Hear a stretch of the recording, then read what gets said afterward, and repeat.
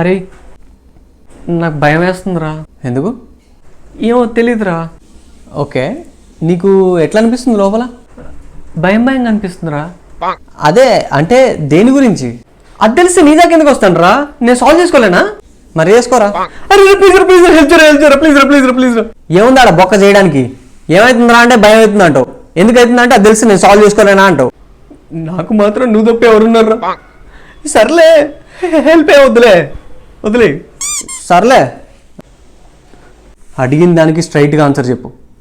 నీకు ఏ టైంలో ఎందుకు భయం వేస్తుంది?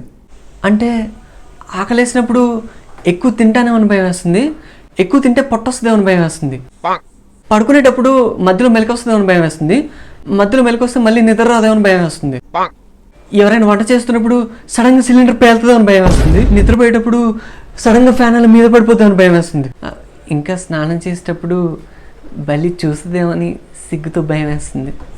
అరే అసలు నువ్వు అబ్బాయి ఉన్నారా? అలా మాట్లాడతావేంటి?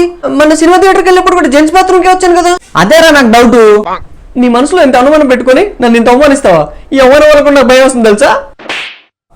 నీ భయం పోవడానికి నా దగ్గర ఒక చిట్కా ఉందిరా. ఏంటది? ఆ పక్కన ఒక కత్తి ఉండాలి, ఒకసారి చూడు చూడు చూడు. నేనే దాచాను, కాలు గుచ్చుకుంటుందేమని వండిస్తా. ఏం చేస్తావు దాంతో? నేను పొడుస్తా.